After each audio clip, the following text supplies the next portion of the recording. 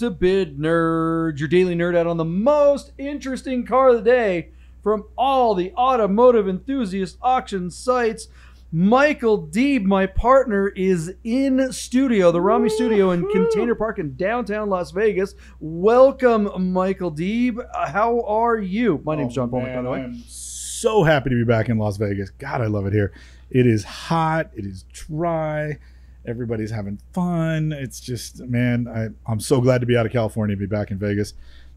Maybe I could just send for my stuff and my wife and my kid, and they'll just come out here, and I don't have to go home. That'll work out well for you. Try That'd that. Let me know what happens. We'll see. That. That's probably, you can camp down under the table here or something like that. Yeah, for That'll sure. work out. Yeah. You drove. So people think that are we car enthusiasts? Are you a true car enthusiast? What makes a car enthusiast? I think it's someone that actually drives their car. You drove your Porsche Cayenne diesel. Yep. All the way to Las Vegas. You didn't just get in an airplane. You didn't fly. You didn't take a boat. No. You actually drove the 600 or 700 miles. I have to bring my producer, Shelby, who's passed out on the floor next to us. She's asleep at the wheel. So I think she has all the characteristics, qualities of a perfect producer. Look at her. But the easiest way is to just drive. She can sprawl out either next to me in the passenger seat or lay down in the back of the car, and then we just put on some comedy or some music, and it's just a fun road trip. We've done it so many times now over the last like 5, almost 6 years that it's for sake of argument, who's our favorite comedian? I don't look at a map. We listen to Daniel Tosh. He's a foul mouth. I love him. He picks on people. That's why your dog has such a foul mouth. Yes. I understand now. All right. Well, that's a perfect road trip. Yeah. And I did it recently, but you had air conditioning. Oh, we had it good. Yeah. We had a good cruise control at 95. And I don't have to look at directions. We just go. It's like I know the route, the road. Yeah. What do we do on this show, guys? We find the most interesting car of the day. We dig through all the automotive enthusiast auction sites like Bring a Trailer, P-Car Market, and more, so you don't have to. We identify the most interesting car. We have a conversation about it. We make a prediction as to how much that car will sell for when the auction ends. And then, boom, we go into the future, and we see what happens at the end of that auction. So, we get in a time machine. That's difficult. You don't have to do any of that. You can skip to the end of the video and see how much the car sold for. Play along with us. Do you think you're better at this than us? You probably are. Most people are. But just, if you think you're any good at guessing the value of the car before the commercial break in the middle of the video, go ahead, give it a shot. Put your bid in the comments below, and then play along with us at the end of the video. When we get to the second half of the show, you'll be able to see if you're any good at it or not.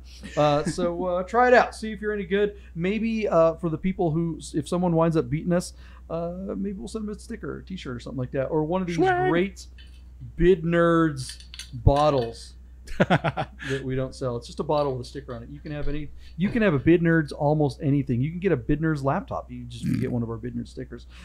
Subscribe, like, hit the notification button, guys. We know that there are a lot of you who watch but aren't subscribed for some reason.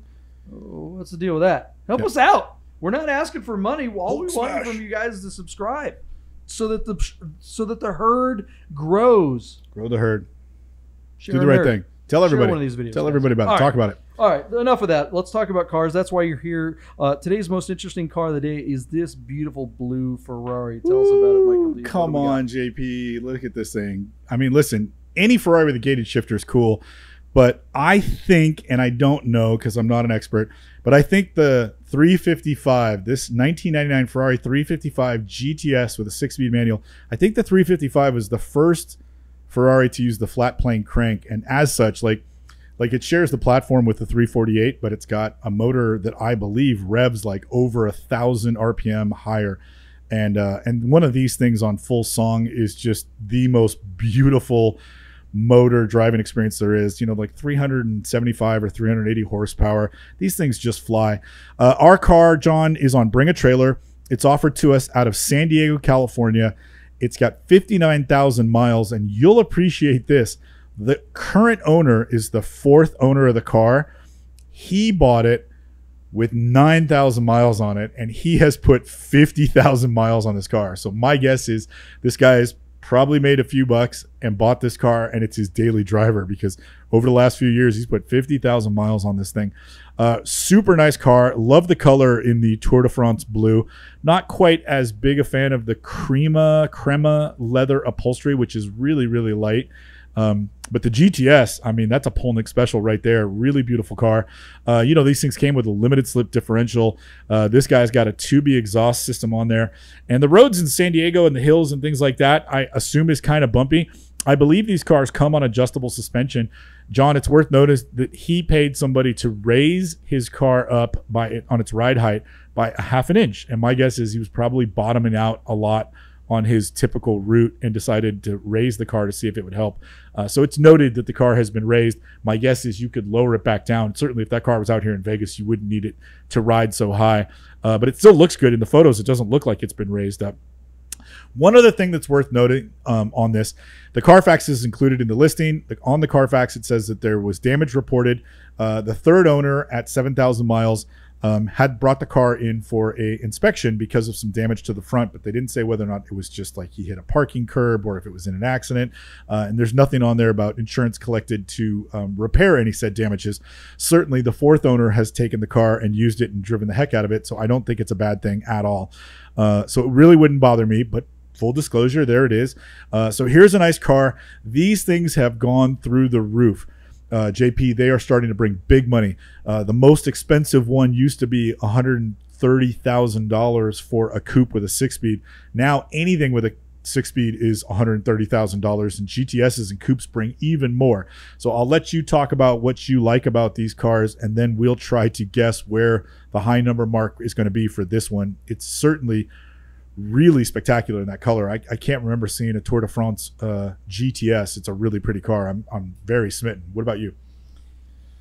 Yeah, I mean, a 355 I believe is one of the most beautiful cars ever built. Jeremy Clarkson, I think he says that it's the most beautiful car. Yeah. You know, it's the problem though is that it's a 355, and the build quality on these and the reliability of these, as we all know, it's tough, man. They're maintenance heavy. Yeah, I mean, this car having 59,000 miles is like a car having 200,000 miles. I mean, this is, you know, yeah, no, it's crazy, right? Yeah. But for Ferrari, it may as well be. That's how Ferrari people will look at these. As we've been doing the show for a year or so, we've certainly seen a lot of people. There are a lot of new Ferrari owners. Have come on board, right? There was a lot of tech money over the last couple of years. There was a lot of you know, Bitcoin bros and stuff like that. So a lot of people who never would have or ever had the ability to buy one of these kind of got into the market, and that's absolutely why, you know, the values have shot up. Whereas Ferrari people would have, most Ferrari people before this, most Ferrari chatters, if you're on one of the forums, you know, they'll tear this car apart. This isn't original, or, you know, whatever. They just, if it doesn't have the exact right books, they don't want to touch it. It's true. So weird, but that's how they are. So, but you know, I would love to own one of these, you know, but I just, and the thing is that they used to be affordable to buy, but kind of difficult to own because the maintenance was just so heavy. Yeah. Now they're kind of at the point where they're also expensive to buy, and the maintenance is still expensive, or if not more expensive than ever. Yeah. So where will this car land? You know, there's a guy. You're absolutely right about how they sound. There's a guy here in Las Vegas. You know, we do a lot of drives here in town, right? So on Friday mornings, we always do a breakfast club thing. We get a bunch of people together, and we sorry, I lost my cursor here, guys. You know, and we drive through the Red Rock Loop, and it's mostly guys, or we'll go out to Overton or stuff like that. It's almost always guys in Porsches. Yeah. Sometimes there are other marks, you know, that join us or whatever, but the guys in the Ferraris, you know, there's one guy, you know, Taylor's a very good friend of ours. He's awesome. He's in a 458 white one. He's great. But there's this other guy that shows up every now and then, the silver 458, or maybe it's a 488. I don't know. Yeah. But he's the guy. He'll drive by the parking lot first before he'll pull in. Wants everybody just so he can rev the car as he just screams by, right? And then he'll come in. He's like, oh god. And then like, you know, we get out on the loop. Like the last time he showed up, there's 10 guys out there in the parking lot. We're getting ready. It's not a huge group, but you know, it's Friday morning. Most people are working. So we're out there, and he's like, "Oh, I'll lead." No one ever wants to lead because you're the most likely to get the ticket, unless Rami's there. Rami doesn't care. Yeah. So Rami's not there in this thing. I'm always the last person to get there because I'm always late in general, and at this drive I never have time to get coffee, so I'm also usually grumpy, and then I'm usually the one that winds up having to go first. So I roll up, and I'm pissed as usual. And I'm like, who's going to lead? Everyone's asking, who's going to lead? Who's going to lead? It's like, why are you guys asking? Why don't you just say, JP, you lead? Yeah. Because that's what they mean when they're asking who's going to lead. Somebody step up, right?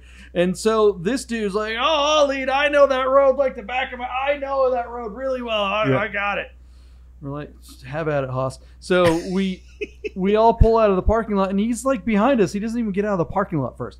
We get into the Red Rock Loop. I told this story on Do or Die Porsche podcast. Check out our other podcast if you want to hear a better version of this. But so we go to get into the parking lot, and we're all lined up because you have to talk to the ranger first, right? You got to show him your card. We have the little annual pass, so he screws right in. He blows by us in the ranger line. What are you doing? It's the line that we always try to like go real subtle so that we're not jerks of the ranger. And then once we get in, everybody kind of groups up and we slowly drive away from the ranger station so they don't hear all this screaming. That's a bannable offense because that's the type of move that'll ruin it for everybody else. Precisely. So we get in. Now he gets up to the ranger. He doesn't have an annual pass. Of course he doesn't. But he knows the road like it was back of his hand. Anybody that knows that road has an annual pass, right? So he doesn't have the pass. So now we got to wait for him to get his credit card out and do all that BS. We're all like, what? So we get in, and he's out there in front, and he takes off in first gear, revving to crazy high RPMs, and it sounds great. I'll give him that. Yeah. But now he's going 35 miles an hour in first gear on the corners. We're all like, what? Are we going to do this? What are we doing? So we get halfway through. We get to the top and he pulls off, and we all just take off. He's like, what? The surprise on his face, like, what? We're not stopping for pictures? We got to do the douchebag picture? Oh, my God. At the bottom, he's like, oh, I let you guys by because I wanted to hear your cars. Like, whatever. So we have a name for him. It turns out that his cars are all salvaged. Oh! If you watch one of the Hoovie's Garage episodes, it's a down economy. I'm a baller on a budget. Yeah, Hoovie's Garage. If you've ever watched his show, he's known for buying the cheapest fill-in-the-blank exotic car. Yeah, he bought a 355. From this guy. Oh my god! And found out after the fact that it was salvaged to the point where like they were going through. He always has his mechanic go through the cars. That's his channel's all about. Yeah, they found like Nissan or Kia brakes. All kinds of like super chintzy stuff. So we have a name for this guy. We call him Salvage Ladouche. Oh my god! I don't know his real name, Salvage. If you're watching the show, that's your name. Everyone calls you Salvage Ladouche now. And French on the Riviera. Get rid of that guy. We'll go have a salade niçoise, and a croissant, and espresso. Yeah, and I'm afraid that this car, as beautiful as it is, with the high miles, it's so funny to hear you say high miles at 59, but on a Ferrari, that's a lot of miles, right? So, and that's really going to affect the value a lot. And with the accident on the nebulous accident damage, interesting, right? I wanted to get your take on that, which is why I preferenced it, because a lot of times, I think we've kind of covered it to death, but like saying a bad Carfax versus just having something that is noted on the Carfax.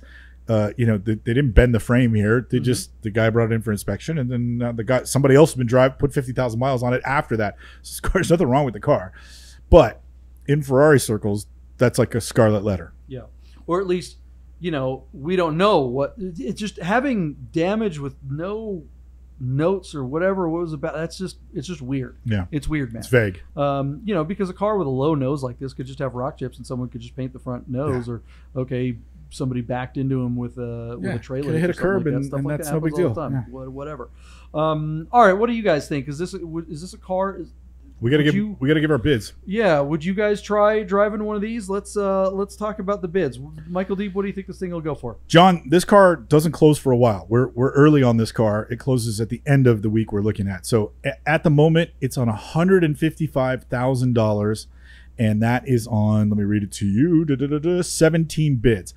I think because of the miles. I think because of the vagueness of the damage on the report, that will prevent this car from breaking the $200,000 barrier, whereas I don't think it would have if it didn't have the damage, and the miles maybe not so much. But for owners, it's just like I said, the Ferrari market is typically so picky. So with those things in mind, I think it's just going to come underneath the 200,000 watermark. I'm going to give you my bid at $190,000, and I do think it sells for that price. I think if it reaches 190, I think it transacts. If it didn't, I wouldn't be surprised, but I think it does. I am frankly shocked that it's this high already. Right. I cannot believe out of the it's gate. This high. 6 days to go. Yeah, and honestly, I think what's doing it is the color. These are usually red. These are usually, they're always red. Yeah. I don't know if I've ever seen this blue on a GTS. I did once. I almost bought like a purplish blue one. It was a different color Spider once, but I've never seen a blue GTS like this. So I got to think, because with this miles, I would have been shocked if if the car would have broke much more than 100, even with a gated transmission. I can't even believe that. So you think it's going to go 190? Yeah, it's got 6 days to go, and it's at 155. Yeah, I don't think 190 is out of the question, but I don't think it'll break 200. Whereas, let's say it had 10,000 less miles. Say it was under 50,000 miles and didn't have some blotch on the Carfax, then I think this car could break 200 because of the color and because of the manual. Yeah, I think it's going to stall out. I'll say $180. I just cannot believe that this is that high already. Yeah. But what do you guys think? Am I full of S? Let's see. Now's the time. You think you're good at this? You think you know better than me? You think you know better than Put your bids in We're right not now. experts. We don't know anything. Place your bets. Put your bid in the comments below. Yeah. No cheating. Don't skip ahead and watch the end of this video and find out. Do it now. Let's see what you got. All right. We'll find out how much this car sells for right after this. Okay, guys, I want to tell you about Vegas Auto Fest. The drivers are coming. This is one of our big sponsors. It's the biggest car show of the year in Las Vegas. It's one of the coolest car shows you can possibly experience anywhere. If you haven't made plans to be part of Vegas Auto Fest on September 17th, then do it now. Go to VegasAutoFest.com and register your car. You think you're a car enthusiast? Doesn't matter where you live. Plan a trip to Vegas on September 17th and come out and see this show. It's like Monterey Car Week all in a day. Have you ever been to the Quail? Have you ever been to Works Reunion? Have you ever been to Amelia Island? All those car shows are amazing and great. Have you been to Luftkult? Sure, but Vegas Auto Fest is something special. Make a plan for September 17th. We'll see you in Vegas. Welcome back, guys. Look at that. We snapped our fingers and we are in the future. Michael Deeb is back in his studio. Looks like he's freezing his butt off because he's wearing a big old flannel jacket there in San Francisco. We had some rain this morning when we recorded this episode. Wow. Yeah. Is it going to rain on Saturday? I hope not. If you're watching the show, this is probably after Vegas Auto Fest, but our big annual car show is coming up. Yeah, we are keeping our fingers crossed that the weather cooperates. I don't know. I'm looking forward to maybe the best weather we've ever had, because I'll tell you right now, here in Las Vegas, in downtown Las Vegas, we're in the Container Park, it's not really, no, we're not in the Arts District. We're in downtown Las Vegas. If you've ever heard of the Life is Beautiful concert or festival that's going on, we're this weekend. Yeah, it's at the same time as Auto Fest. So the whole area is under massive, like they build a city within the city in like 2 weeks, and then they have this, it's like an 18 square block area where this festival is, and we are smack in the middle of it. In fact, we have to have special ID to get into our own studio this weekend. It's going to be kind of a pain in the butt. I don't know. If the weather is like it is today, it'd be awesome because the weather is absolutely gorgeous. It's like 70-something degrees, sunny. It was raining this morning, but it dried out almost immediately. And I don't know, how would that be for setting up Vegas Auto Fest? That might be kind of slimy and gross in the morning, but it'll be dry out and be nice. I don't know. We'll be able to snap our fingers, and we'll tell you in the next episode how that happened. But anyways, whatever. Nobody cares about any of that. They want to get to the results of this Ferrari.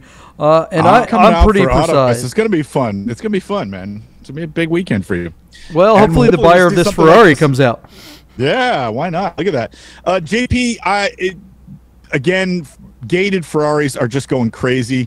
I do think by the numbers, GTSs with this target top are probably the rarest of the 3 different models you could get in the 355. And so this car brought all the money. Where you said 180,000, I was over you at 190,000. And this car brought a retail number and sold on Bring a Trailer for $210,000. I'd say that's a fair. That is a total retail number. I'm shocked it really did break the 200 barrier, considering this got nearly 60,000 miles on it. And at some point in its history, it had probably a little bit of repair work to the front end. But still, by tremendous 32 bids, JP. There was action on the car. That's a retail number. What do you think? Are you surprised or are you not surprised? I am shocked breaking 200 on this one. Yeah, 60,000 miles on an F355. I mean, are you kidding? In this color, this color is, in my opinion, just the worst color I've maybe ever seen on one of these. This dark blue. It's just It's nothing. There's nothing wrong with it. Don't get me wrong. It's just boring. But it's different. Yeah, but it's different. That's the thing. When all Ferraris are red and all Porsches are, I don't know what, silver or black or something, you know how people go crazy when you see a paint to sample or even just an unusual colorway, especially on an air-cooled 911. We are now seeing people pay a premium for an unusual Ferrari. This were red or yellow, I think it's still a $200,000 car, $190,000 car. But maybe the fact that it's blue and crema, and a GTS, you got to add that, and certainly the manual. It brought all the money. Total retail number. It did, totally.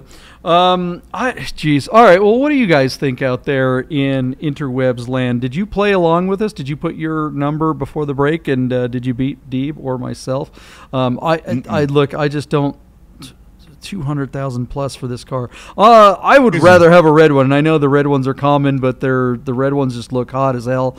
This car this is one of the most beautiful cars of all time, and it's just kind of a snore in this. I don't know. Man. It's very pretty. I don't know. Whatever. I mean, I dig blue. I do dig the blue. It's just, a few years ago, nobody would touch this car in blue. Yeah. And now with the way Porsches are going crazy, I think Ferrari, I believe, are following suit in that if it's an off color, all of a sudden if it were a Miami blue or Mexico blue or some really crazy hot blue, that'd be a different story. But this is just like, Chevette blue. This is just like, it's such a common, boring car. This is a color. I just don't get it. TF, Tour de France blue. It's probably the most popular Ferrari blue color. The other one is a darker blue that's non-metallic called Blue Posy, and those by far are the 2 most popular blue colors. Anyway, I mean, whatever. Ferrari gets in the Grand Prix, whatever. It's minivan blue is what it is. It's Honda Odyssey blue. You can name it whatever you want. It's still a dull, uninteresting color. All right. Well, tell us in the comments below, you guys. Am I wrong? Would you rather have a Honda Fit blue Ferrari, or would you rather have a bright red one? We'd sure like to hear from you. Also, let us know if there's a car that's coming up on an auction that you think might be the most interesting car of that particular day. Yeah. And maybe we will agree. Put it in the comments below, and we will review that car in an upcoming episode. Michael Deeb, anything else you want to fill in the blanks at the end of this thing? Nope. And see you All right, see you. Get the word!